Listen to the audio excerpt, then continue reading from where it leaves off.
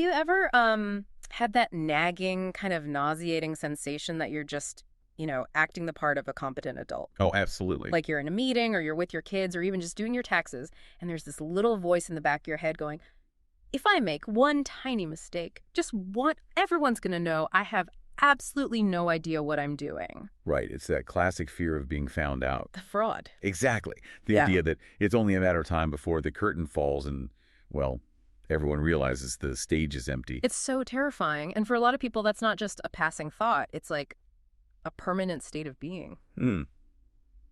Welcome back to the Deep Dive. Today, we're unpacking a really heavy, but I think incredibly important intersection: ADHD, perfectionism, and imposter syndrome. It's a fascinating, but yeah, kind of a painful triad. Yeah. We're looking at why so many people, and especially those with neurodivergent brains, feel like they aren't good enough. And how that one feeling drives this really destructive cycle of anxiety, overwork, and then, total burnout. So to navigate this, we've got a massive stack of sources today. We're pulling from Attitude Magazine, the Attention Deficit Disorder Association, or ADA. And we've got insights from Psychology Today and an effective theology in there too. Yeah, and our mission today is pretty specific. We want to figure out why perfectionism, which, it sounds like a good thing, right? Who doesn't want to be perfect? Exactly, but we want to see why it's actually an impairment, and more importantly, how to embrace this idea of good enough to actually get things done. And that phrase, good enough, it usually gets such a bad rap. It sounds like settling. It sounds lazy. It does. But I think by the end of this, you'll see it's actually, well, a strategic superpower. Okay, so let's jump in. I want to start with the root cause, because the sources are really clear that this doesn't just appear out of nowhere. Mm-hmm. There's an article from Attitude that really set the stage for me. It talks about this core belief of deficiency. Yeah. It argues that for many people with ADHD, the problem isn't just about being disorganized or losing your keys. It's a really deep feeling that you are starting at below zero compared to everyone else. That below zero idea is heartbreaking, but it feels so accurate for so many. Yeah. And the source material explains this isn't something you're born with. It comes from a lifetime of negative messaging. Oh, for sure. Think about it. If you grow up with undiagnosed ADHD, what do you hear all the time? You're too loud, you're too scattered, you're lazy, you're just too much. Right. There was this quote from an Attitude reader that just stopped me. She said, "It never crosses my mind that anybody else could be at fault because growing up, I was always the problem." Wow. That is heavy. It is.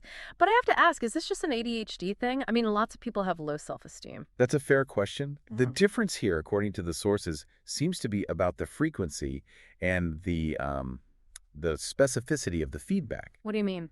Well, when a neurotypical kid makes a mistake, it's often seen as just that, a mistake, a singular event. But when a neurodivergent kid makes a mistake, it gets framed as a character flaw. Ah, so it's not you did something bad, it's you are bad. Exactly. And when you internalize that message, that you are the problem, it creates this intense social anxiety. You just assume you're going to mess up. You overestimate how bad the consequences will be. So you think if you say the wrong thing at a party, that's it. Socially bankrupt. You got it.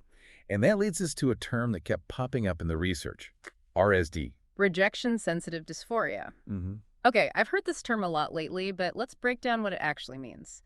Because from the outside, it can sound like it's just getting your feelings hurt. Is it just being thin-skinned? It is definitely more than that. The sources are very careful to define it clearly. RSD is a severe, almost unbearable emotional pain that comes with real or, and this is the important part, perceived rejection. Wait, perceived, so no one actually has to reject you. Your brain just fills in the blanks. You might think someone is furious with you just because they ended a text with a period. Oh, I've been there. Or they didn't smile big enough when you walked in the room. But I feel like everyone does that a little bit. I get nervous if my boss sends a "can we talk" email. Uh-huh. How is RSD different? It's the intensity. Some people describe it as actual physical pain, like a wound. And because that pain is so intense, you do anything to avoid it. So you become a people pleaser. You become a people pleaser. Yep. You become hyper-vigilant. You feel like if you're not perfect, people will just withdraw their love and support completely. It's a defense mechanism. If I'm perfect, no one can yell at me, no one can reject me. Precisely. Which leads directly into the next piece of this puzzle, imposter syndrome. Right. The sources describe it as feeling like a fraud, But there's a nuance here I found really interesting about how you view success versus failure. Yeah, this part hit close to home. The idea that you chalk up your success to luck, not skill. Like, I didn't get that promotion because I worked hard. I got it because the boss was in a good mood. Right. You externalize the success. I fooled them. But then you do the opposite with failure. You internalize it completely. So your mistakes are absolute proof that you're not smart enough. Yes, success doesn't count, but failure counts double. It's a totally rigged game. So you have the snowball effect, you've got social anxiety, this like physical fear of rejection with RSD, and imposter syndrome telling you you're a fraud, And all three of them swirl together. into this desperate need to be perfect just to feel safe. Which brings us to the perfectionism trap. The sources make a really bold distinction here that I want to dig into. They say ADHD perfectionism isn't about wanting things to be great. Right. It's not about high standards. It's a coping mechanism. Can you explain that difference? Because Yeah. we usually think of perfectionists as high achievers. It all comes down to the motivation. Healthy striving is about wanting to do good work because you care. ADHD perfectionism, according to the ADDA source, is about setting standards that are way higher than the situation needs, Okay. driven purely by a fear of failure. And failure, in this context, means exclusion and judgment, It's that all or nothing thinking. If it's not 100% right, it's a total failure. which is a cognitive distortion. It leads to what one author calls the compare and despair cycle. You look at everyone else's highlight reel, Their clean houses and effortless careers. and you compare it to your own behind-the-scenes chaos. Speaking of chaos, I have to bring up the Claude Monet story from the sources. This honestly blew my mind. Oh, it's such a perfect example. Right. We think of Monet as this master of impressionism, Yeah. water lilies, gentle light, all very relaxed. But apparently he was just tortured by this stuff. Absolutely tortured. So we're talking about 1908. Monet is about to open a new exhibition in Paris.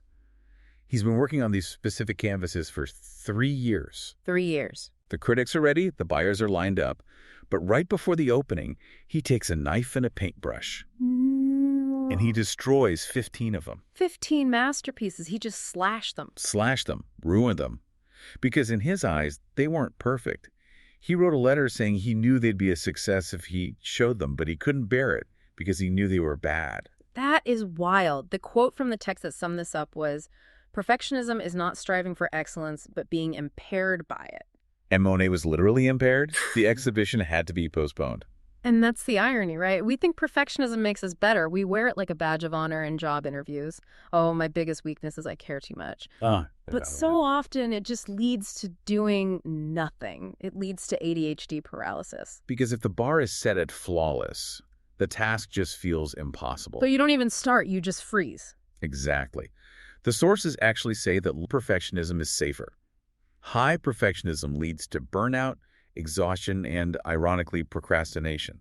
That makes so much sense. If I have to write the perfect email, I'll put it off for 3 days. If I just have to write an email, I'll do it right now. Here you go.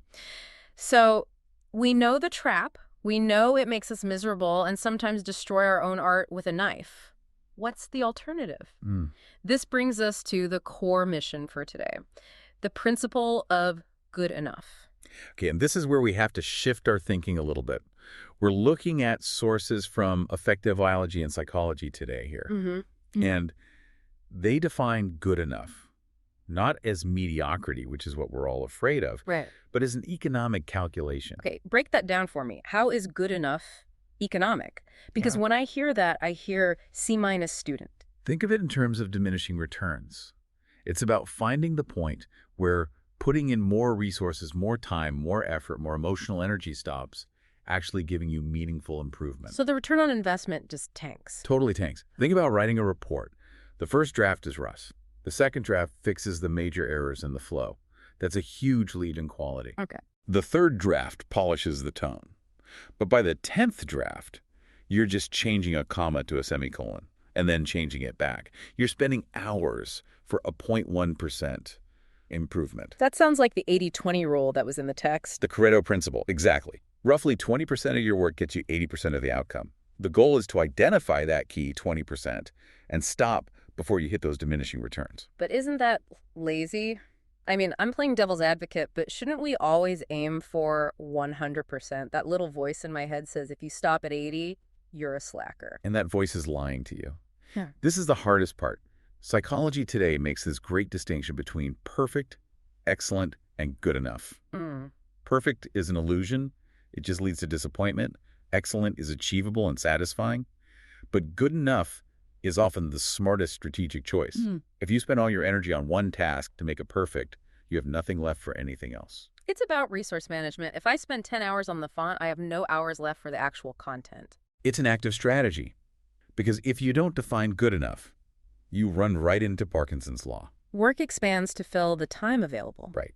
If you give yourself a week to write an email, it will take a week. If you don't define what finished looks like, you will just tinker with it forever. I want to get into some real-world examples because the sources gave us this really painful, super relatable story about a 51-year-old with ADHD. Ah, yeah. This person created a spreadsheet to track every single penny they spent. Every single penny. And not just that, they tracked every 15 minutes of their workday to cost it all out. That sounds exhausting just talking about it. It is. But here's the kicker from the case study. They wanted to propose buying an electric vehicle to their partner. Okay.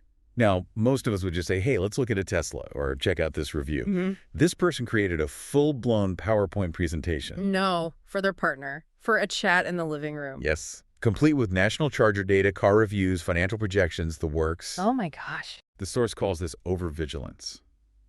They're overcompensating so much. They're trying to be beyond question so that nobody can criticize them. If I have all the data, nobody can say I'm stupid. Precisely.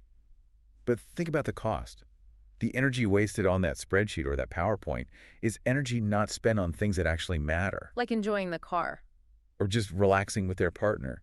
They turned a simple conversation into a thesis defense. So how do we stop? The sources gave some really good, actionable strategies.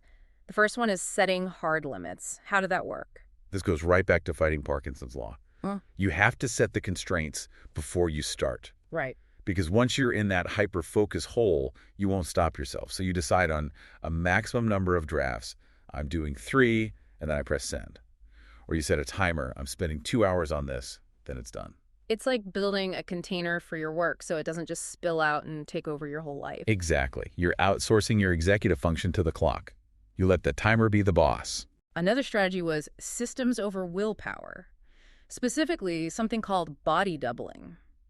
I love this concept, but can you explain it? Body doubling is fantastic for neurodivergent brains.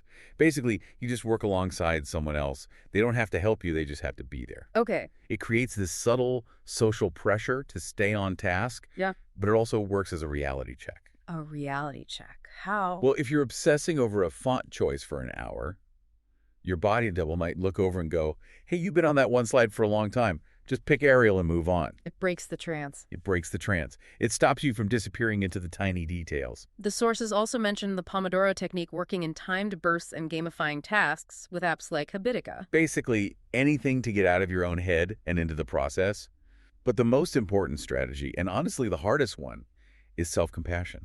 Oh, I loved this part of the research. There was a comment on one of the ADDA articles that was just perfect. I know exactly the one you mean. It's so meta. Okay, so the article is talking about self-compassion.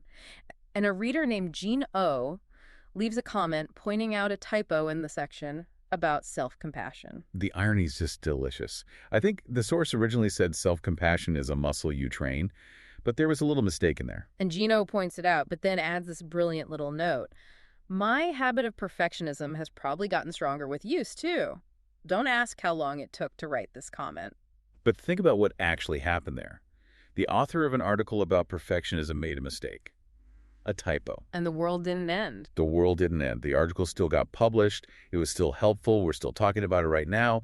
The mistake didn't cancel out the value. It's a real-time proof of concept. Done really is better than perfect. Which leads to the last strategy. Feedback loops. Get feedback early.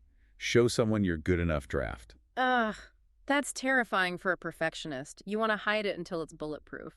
Why would I show someone my garbage draft? Because it's not garbage, it's a draft. If you wait until you think it's perfect, you've probably wasted hours polishing things that don't even matter. Or gone down the completely wrong path. Exactly. You get that course correction before you've invested your entire soul into it. It saves you from that Monet moment. You don't have to slash the canvas if you ask someone, hey, does this sky look okay, before you spend 3 years on it. Exactly. It breaks the isolation. Perfectionism just thrives in the dark. When you bring your work into the light earlier, you realize People aren't judging you nearly as harshly as you judge yourself. They just want the project done. Usually, yeah. So, to pull this all together, what does this mean for us? For the person listening who feels that below zero hum all the time? It means recognizing that those feelings of inadequacy, that feeling of starting from a deficit, they often come from very real neurodivergent experiences. We're not crazy for feeling that way. Hmm. But the reaction, the perfectionism, that's maladaptive. It's a faulty shield. It's trying to control the uncontrollable. And it comes at too high a price. The goal isn't to be sloppy. It's just to be efficient. Good enough is a calculation. It's a business decision you make for your own mental energy. It's not a moral failing to leave a typo in an email. It's just life. And honestly, excellent is a wonderful goal. Good is a wonderful goal. Perfect is just a way to hurt yourself. I want to leave everyone with a thought to mull over, something that really struck me from these sources. What's that? If you are waiting for something to be perfect before you share it, ask yourself, are you actually trying to improve the work? Or are you just protecting yourself from being seen? That is the question. Thanks for diving in with us. Go be good enough today. Take care.